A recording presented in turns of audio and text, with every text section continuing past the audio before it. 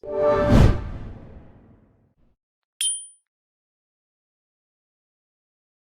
Sobat Gen Z dan Milenial, jangan lupa ajukan pertanyaan kamu seputar politik dan pemilu 2024 di platform Gen Z Memilih. Buat pertanyaan yang menarik dengan vote terbanyak akan dijawab redaksi dan berhak mendapatkan hadiah poin yang bisa ditukarkan uang cash hingga ratusan ribu rupiah, yang setiap bulan akan dipilih 10 pemenangnya. Cara membuat pertanyaannya gampang banget. Yang pertama, login akun IDN Times dan pastikan nama kamu sudah sesuai dengan KTP. Kedua, buka platform Gen Z Memilih, yaitu klik www.genzmemilih.idntimes.com. Ketiga, tulis pertanyaan di kanal Tanya Jawab. Lalu yang keempat, sertakan hashtag Gen Z Memilih. Pastikan penulisan hashtag tidak salah agar muncul di form Tanya Jawab. Yang kelima, pilih topik Indonesia. Dan yang terakhir, keenam, kirim pertanyaannya. Gampang bukan? Halo Sobat Milenial dan Gen Z, perkenalkan saya Ilman Afian, jurnalis IDN Times. Hari ini kita kembali lagi dalam program Gen Z Memilih. Topik yang akan kita bahas hari ini adalah Profesor Paiman Raharjo, dari Security hingga jadi Wakil Menteri. Profesor Paiman Raharjo ini dilantik menjadi Wakil Menteri Desa, Pembangunan Daerah Tertinggal dan Transmigrasi pada 17 Juli 2023. Sosok yang akan kita ungkap profilnya itu sudah hadir di studio IDN Times. Selamat datang Prof. Paiman. Selamat sore, Mas. Terima kasih sudah hadir di studio IDN Times. Oke. Prof, ini kan banyak yang bertanya-tanya nih Prof. Sosok Profesor Paiman itu kan dikenalnya sekarang sebagai akademisi, tapi banyak profil yang menyebutkan Prof. Paiman mengawali karir dari tukang sapu, security hingga jadi rektor gitu Prof. Bisa dijelaskan profil Prof. Paiman seperti apa Prof? Ya, terima kasih. Selamat sore, sahabat milenial. Semoga semuanya selalu sehat dan selalu dalam limpahan keberkahan Allah SWT. Ya, Mas, memang benar ya, saya memang mengawali karir saya dari seorang tukang sapu jalanan. Kemudian saya menjadi tukang sapu di Yayasan Gembala Baik Jatinegara, itu tahun 1985. Memang saat itu setelah lulus saya 84, lulus SMP, itu saya memilih untuk tidak melanjutkan sekolah karena memang saya berharap adik-adik saya yang bisa sekolah. Ya. Kemudian saya merantau ke Jakarta untuk mengadu nasib dengan bekal hanya lulusan SMP. Ya. Nah, sehingga saya hanya bisa menjadi tukang sapu jalanan. Nah, sehingga setelah itu saya dimasukkan di Yayasan Gembala Baik, yaitu sebuah yayasan yang memiliki pendidikan TK, SD, SMP, Santa Maria yang ada di Jatinegara. Ya. Nah, setelah itu, setelah saya menjadi situ, saya mendekatilah suster asrama, namanya Suster Bernadette. Suster, saya pengen melanjutkan sekolah, gitu kan. Ya. Terus emang kamu bisa bagi waktu? Ya, bisa. Emang cita-citamu apa, Pak Iman? Ingin jadi presiden. Saya bilang, wah ketinggian Pak Iman cita-citamu, kata gitu.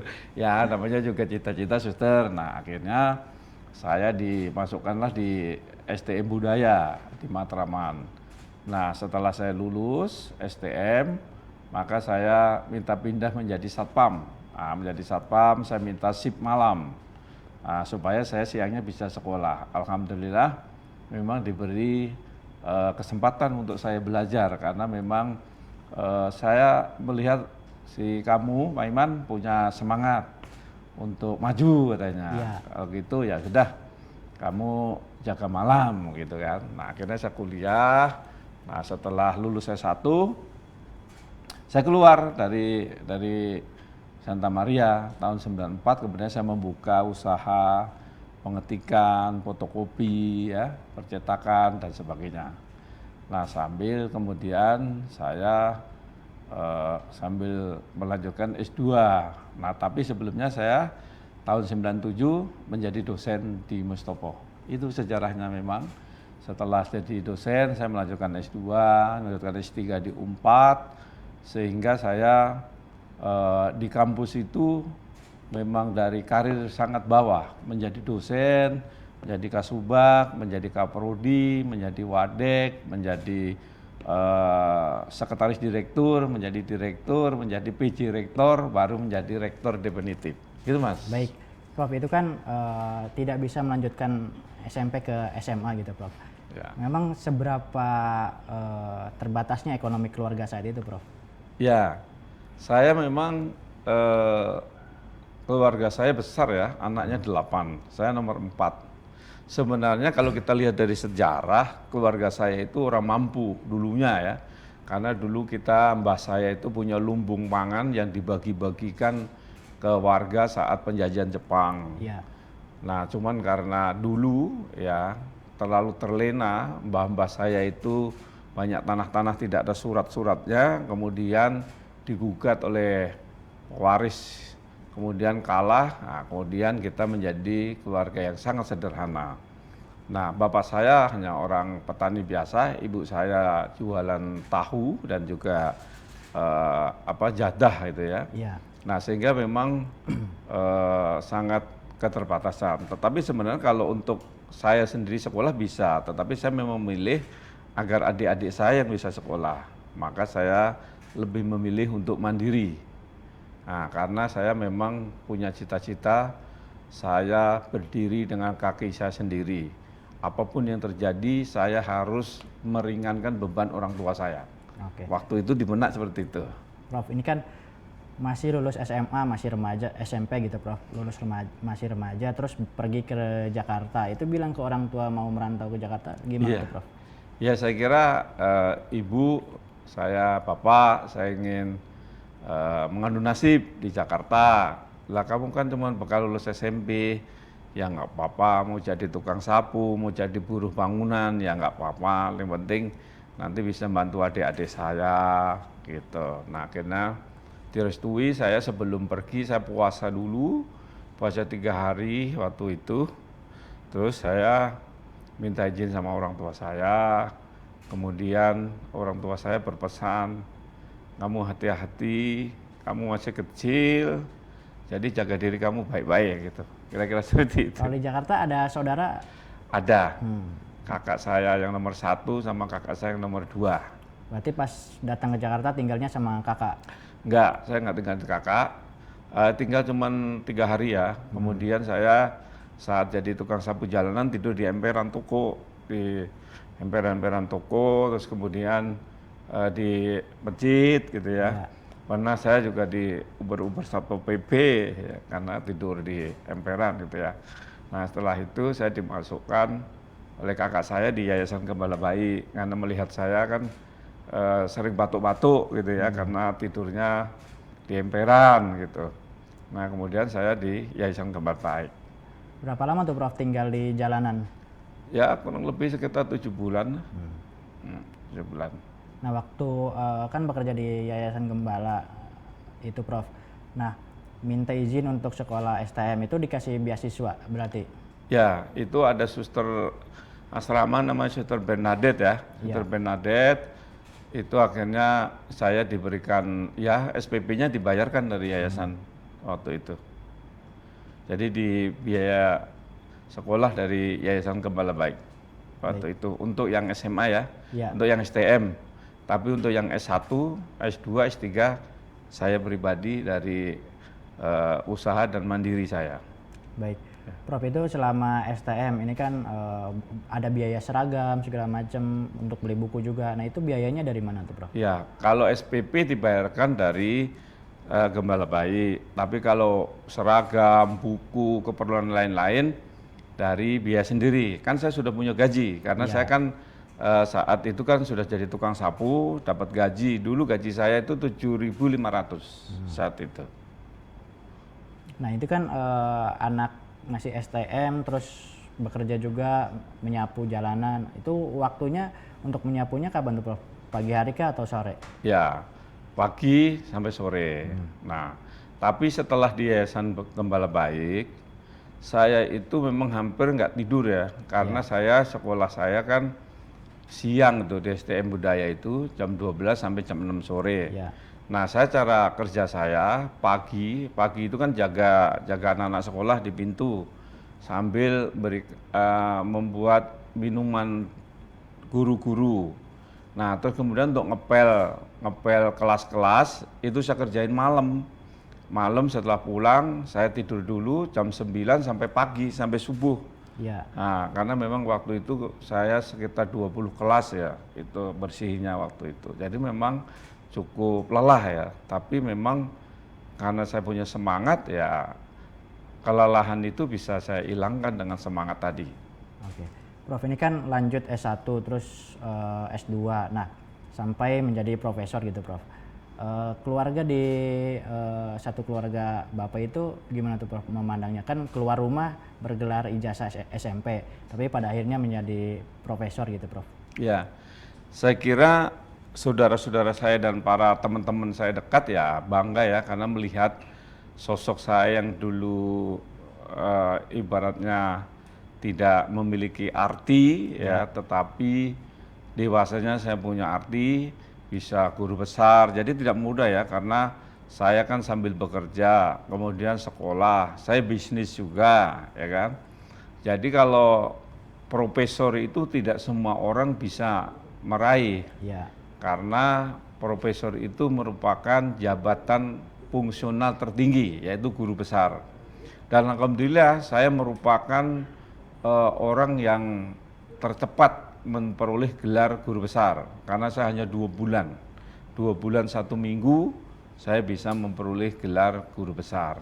Nah, tentunya orang tua saya bangga dan juga ini menjadi motivasi bagi keluarga dan bahkan bagi tetangga-tetangga saya. Yang dulu di tetangga saya itu memandang pendidikan itu sangat rendah atau tidak penting, tetapi setelah saya bergelar sarjana, bergelar master, bergelar doktor, kemudian mencapai guru besar, itu termotivasi. Oh, anaknya Pak Parto aja bisa mencapai cita-cita yang begitu tinggi, kenapa kita nggak bisa? Nah, akhirnya termotivasilah, maka rata-rata di kampung saya itu sudah 70% lah SMA dan perguruan tinggi. Jadi yang lulus SD, SMP itu sudah jarang. Sudah jarang, oke. Sudah. Prof, izin, berarti waktu sudah menjadi guru besar, orang tua masih ada semua lengkap? Orang tua saya yang bapak sudah meninggal. Karena 2013 meninggal. Saya memperoleh gelar guru besar itu 2015. Ya. Tapi ibu saya masih ada, sekarang berumur 92 tahun. Wah, luar biasa. Oke, Prof. Prof, ini kan banyak bertanya-tanya juga, seorang rektor menjadi wakil menteri. Kemudian siapa sih Prof Paiman ini, di kedekatan dengan Presiden Jokowi ini seperti apa gitu, Prof? Kan Prof Paiman itu disebutkan sebagai relawan juga. Nah, sejak kapan sih jadi relawan itu, Prof? Ya, kalau saya dekat dengan tokoh-tokoh memang dekat semua ya. Dengan Pak Prabowo saya dekat, Bu Mega saya juga, keluarga Pak Karno udah kayak seperti saudara saya. Terus kemudian juga dengan Pak Gus Dur ya, kemudian juga dengan Pak Habibie, kemudian Pak SBY pernah saya undang ke kampus. Nah, terkait dengan kedekatan dengan Pak Jokowi, memang dulu kita pernah mengadakan sebuah kongres Asosiasi Pedagang Kaki Lima di Solo. Nah, disitulah kenal tahun 2010 ya. Kemudian saya bilang, Pak, ke Jakarta nanti kita usung gubernur dengan calon independen. Gitu. Nah, mulai tahun 2011 itu mulai kita dekat dan seterusnya. Nah, kemudian saya kenalkan tuh waktu itu Pak Jokowi dengan Pak Wagub, yaitu Pak Prianto di Hotel Alila. Nah, disitulah keakraban. Nah, terjalinlah saya pingin mengusung seorang wali kota yang memiliki segudang prestasi, bisa menjadi pemimpin yang lebih tinggi tingkat levelnya. Nah, kalau di wali kotanya tingkatnya hanya tingkat 2 ya, kabupaten atau wali kota gitu. Tapi kalau gubernur kan tingkatannya provinsi ya kan, daerah tingkat 1 gitu ya. Nah, kita usung, tetapi saya saat itu saya katakan sama Mas Jokowi, saya manggilnya Mas Jokowi ya. Mas, nanti Mas menang dan nanti kelak Mas jadi presiden. Itu saya benar-benar saya sampaikan. Nah, Mas Jokowi kan tersenyum. Jadi memang saya ya dekat beliau karena juga saya undang. Saya tahun 2015 8 itu saya undang ke kampus untuk pembicara sebagai wali kota yang berhasil ya, waktu itu. Nah disitulah terjadilah hubungan yang baik antara saya dengan Bapak Presiden. Nah disitulah saya mendirikan relawan. Nah dulu pertama kita mendirikan relawan namanya Kibar. Setelah Kibar kita mendirikan namanya Rumah Koalisi. Kibar tuh 2011 ya Pak? Ya itu 2011 ya. Kemudian setelah itu Rumah Kreasi Indonesia Hebat. Nah, setelah itu ya, karena di situ saya jadi sekjen, tapi saya juga punya bentuk namanya Sedulur Jokowi. Ya, Sedulur Jokowi itu terbentuk 2012 bulan Januari. Nah, disitulah kemudian pemilihan 2014 kita bergerilya untuk mendukung Pak Jokowi karena kami meyakini Pak Jokowi orang yang bisa dipercaya untuk mengemban amanah sebagai presiden, meneruskan presiden sebelumnya. Saya kira itu. Berarti awalnya menjadi relawan Gubernur DKI gitu ya Pak? Iya, Gubernur DKI. Nah pas Pilpres 2014 itu Pak, relawan apa namanya itu Pak? Sedulur Jokowi. Sedulur Jokowi. Iya. Bapak sebagai sekjennya? Enggak, waktu itu saya sekjen Rumah Koalisi Indonesia Hebat.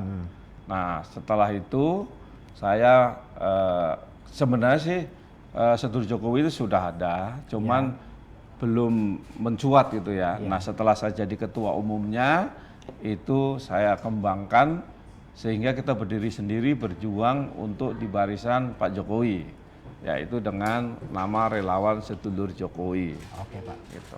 Prof ini kan sejak 2012, 2014 Pilkada DKI, Pilpres 2014 juga sudah menjadi relawan Pak Jokowi. Ya. Nah sejak itu ada janji-janji politik nggak sih Prof? Nanti dikasih relawan ini dikasih jatah jabatan apa gitu Prof? Dari Pak Jokowi? Tidak ada sih, karena kami dengan sukarela memang bergerak untuk melakukan perubahan di DKI ya. Saya itu melakukan perubahan DKI karena saat itu kita menilai gubernur sebelumnya itu ya sudah itu saja yang menjadi programnya, sehingga harapan kami untuk mewujudkan Jakarta yang asri, Jakarta yang modern, Jakarta yang maju itu kelihatannya harus mencari orang lain. Nah oleh karena itu dengan munculnya Pak Jokowi ini ya kami bersama organ-organ relawan lain, komunitas-komunitas seperti pedagang jamu, pemotong ayam, terus kemudian juga asosiasi bajai, becak dan sebagainya, waktu itu masih ada ya. Nah terus komunitas sepeda gitu, kita gerakkan bergabung untuk mendukung Pak Jokowi. Jadi tidak ada sih janji-janji bahwa Pak saya akan bantu nanti saya dapat, nggak ada, karena memang kita pure keluar dari lubuk hati untuk merubah Jakarta menjadi Jakarta yang lebih baik. Nah bahkan pernah saya ditawari untuk kampanye atau beli kaos dan sebagainya. Saya bilang terima kasih Pak Jokowi, kasih aja ke relawan lain, saya masih mampu untuk membuat atribut-atribut sendiri. Saya katakan seperti itu. Oke. Prof ini kan Pak Jokowi juga masa jabatannya akan berakhir di 2024 ini Prof. Nah sudah ada instruksi belum sih Prof dari Pak Jokowi untuk relawannya mendukung siapa gitu Prof? Ya sampai sebatas ini adalah yang disampaikan adalah sabar ojo ke susu ya. Artinya kita belum ada secara resmi relawan Jokowi mendukung si A si B, belum ada. Pak Jokowi selalu menyampaikan kita mengamati dulu, kita jangan ke susu-susu, jangan gerusa-gerusu gitu ya. Nah kami sebagai loyalis Jokowi ya saya tegak lurus ya, tegak lurus. Relawan-relawan saya ya kalau hanya menyambut kehadiran calon-calon 3 orang yang sudah terpublikasi itu ya namanya juga biasa, tetapi tidak ada statement bahwa Sedulur Jokowi mendukung si A si B, belum ada, karena memang kami tegak lurus menunggu perintahnya Pak Jokowi. Yang namanya saja relawan Sedulur Jokowi ya harus tunduk dan juga menurut arahan Pak Jokowi, saya kira itu. Tapi Prof, ini kan ada banyak tuh relawan Pak Jokowi tuh dari 2014 dan 19 juga. kemungkinan akan terpecah nggak sih Prof suaranya di 2024 nanti ketika Pak Jokowi misalkan menginstruksikan pilihannya ke Pak Ganjar misalkan. Nah, tapi kan ada yang sudah bergeser ke Pak Prabowo. Nah, itu gimana tuh Prof? Ya saya kira ini kan demokrasi. Demokrasi itu bebas menentukan pilihan yang mana itu bebas. Pak Jokowi pun juga tidak bisa mengekang relawannya, ya kan? Tetapi Pak Jokowi hanya akan mengarahkan kan, pilihlah pemimpin yang cerdas, pilihnya pemimpin yang bisa membuat Indonesia lebih baik, ya kan, lebih maju, kan seperti itu aja arahnya. Nah, mengenai sekarang ada 3 kandidat calon presiden yang sudah memiliki elektabilitas, yaitu Pak Prabowo, Pak Ganjar, Pak Anies, itu kan baru survei-survei, tetapi partai-partai kan belum mendaftarkan. Ya, nanti kita tunggu. Nah, saya kira siapapun pemimpinnya nanti, ya, saya sebagai orang akademisi, sebagai pengamat, saya kira nanti ya di dalam sebuah proses kampanye jangan sampai membuli, jangan sampai memfitnah, jangan sampai memprovokasi, tapi adulah program sehingga rakyat akan bisa menilai kualitas calon pemimpin ke depan itu seperti apa. Dan yang terpenting adalah bisa meneruskan program-program Pak Jokowi. Jangan sampai seperti di DKI. Di DKI itu kami selaku orang yang ikut turun, terjun, membenahi, itu sangat kecewa. Contoh misalkan, dulu di kawasan Tanah Abang, di trotoar jalanan itu penuh pedagang kaki lima. Kemudian diundang makan ke DKI, diundang ke rumah dinas. Nah, sehingga terjadilah negosiasi sehingga semua masuklah ke pedagang Tanah Abang. Bahkan saat itu Pak Jokowi menyediakan hadiah mobil di situ supaya orang yang belanja nanti dapat undian hadiah mobil. Nah, dan juga kemudian semrawutnya motor-motor di jalan-jalan protokol itu kemudian diterbitkanlah pergub dari Pak Jokowi sehingga tidak ada itu motor-motor yang lalu lalang di jalan Tamrin kemudian protokol kan. Ya. Tetapi begitu ganti pemimpin berubah lagi, pedagang boleh lagi di jalanan, motor boleh lagi. Nah, inilah kekhawatiran kami sebagai bangsa ya, sebagai anak negeri ya, kalau penerusnya nanti nggak sesuai dengan visi misi sebelumnya, takutnya perubahan tapi perubahan yang ke arah yang mundur gitu. Kalau perubahan ke arah yang lebih maju sih tidak ada masalah, kita senang. Tapi kalau perubahan mundur ya tentunya kita kecewa. Saya kira itu. Ya, tadi kan kecewa nih di DKI karena penerusnya tidak meneruskan. Nah, itu kecewanya kan ada penerus Pak Jokowi kan ada Pak Ahok, Pak Saiful, Pak Jarot, kemudian Pak Anies. Nah, itu di antara 3 itu kecewanya sama siapa tuh, Prof? Ya kalau Pak Ahok sama Pak itu kan waktu itu masih meneruskan kan, karena dulu contoh aja ya, contoh terkait dengan normalisasi sungai dan kali ya kan. Nah, antara normalisasi dengan naturalisasi ya. Secara logika kan naturalisasi kan kita tanah-tanahnya kita kan sudah tidak ada. Maka normalisasi dong mengeruk dan sebagainya. Ini kan hanya sebuah pilihan kan. Ya silakan kan punya ini, tetapi kita kan harus berpikir secara realistis dong. Kalau tanah itu nggak ada, kalau naturalisasi ya airnya kan nggak bisa ke bumi kan. Ya pasti ngalir-ngalir ke sungai ataupun ke rumah-rumah kan, seperti itu. Itu secara realita aja, tapi kita tolong jangan dipancing ke situ. Oke, Prof. Prof, soal ini Prof, soal isu Kemendes nih Prof. Nah ini kan Prof 1 tahun lebih sedikit nih jadi Wakil Menteri. Kira-kira program yang ditinggalkan sama Pak Budi Ari itu akan tercapai nggak sih Prof di akhir 2024 itu masalah-masalah desa ini? Ya saya kira kan wakil menteri itu kan hanya membantu menteri, ya kan, kebijakannya seluruhnya ke menteri. Tapi yang ingin saya garis bawahi adalah bahwa visi dari Kementerian Desa, Pembangunan Daerah Tertinggal dan Transmigrasi itu adalah terwujudnya Indonesia yang berdikari, berdaulat, dan berkebudayaan dengan berlandaskan pada gotong royong. Nah, tentunya bagaimana upaya-upaya untuk mencapai kedaulatan di bidang politik, mandiri di bidang ekonomi, dan juga berkepribadian, ya, berdasarkan nilai-nilai gotong royong dan Pancasila.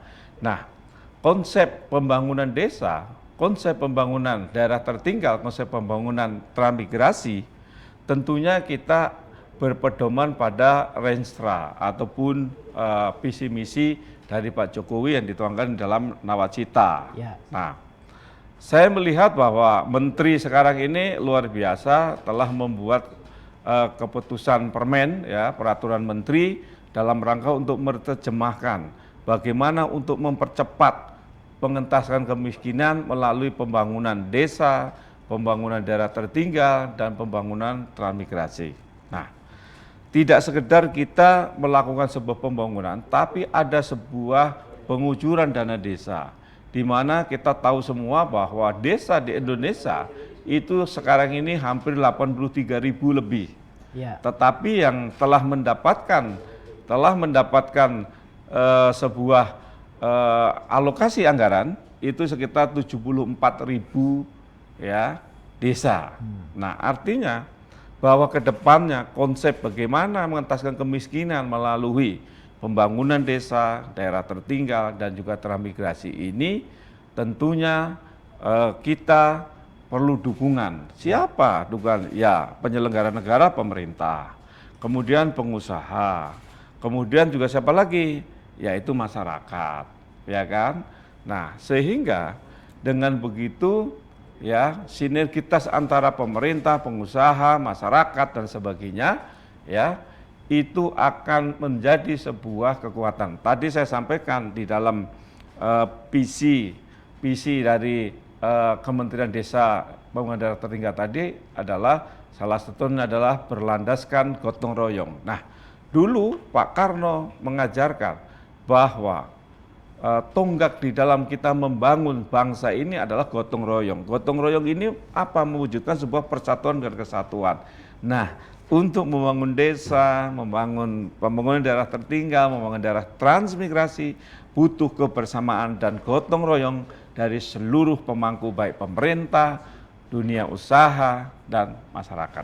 Oke, Prof, ini kan untuk dana desa tuh undang-undangnya akan direvisi. Kemungkinan naiknya jadi 2 miliar dana desa itu. Nah, kira-kira nih Prof, untuk mencegah terjadinya praktek korupsi, kan banyak juga tuh kepala desa yang korupsi mengambil dana desa, itu seperti apa tuh Prof pengawasan dari pemerintah pusat? Ya, saya kira perlu adanya satu perencanaan, ya, perencanaan secara matang pemanfaatan dana desa ini untuk apa. Itu harus jelas dulu. Karena ini terkadang antara kepala desa yang satu dengan yang lain nggak memahami secara sama ini lingkup penggunaan pemanfaatan dana desa itu untuk apa, ya kan? Terus yang kedua perlu adanya namanya monitoring. Nah, monitoring penggunaan pemanfaatan anggaran itu harus ada monitoring. Nah, terus setelah itu adalah pengawasan. Nah, setelah ada pengawasan adalah adanya evaluasi. Nah, adanya evaluasi. Nah, oleh karena itu bagaimana dana desa itu bisa meningkatkan perekonomian desa, maka perlu membangun yang namanya bundes-bundes, nah, badan usaha milik desa. Nah, badan usaha milik desa ini harus bagaimana disupport. Nah, disupport mungkin bank pemerintah diberikan sebuah kucuran dana dengan tanpa bunga misalkan.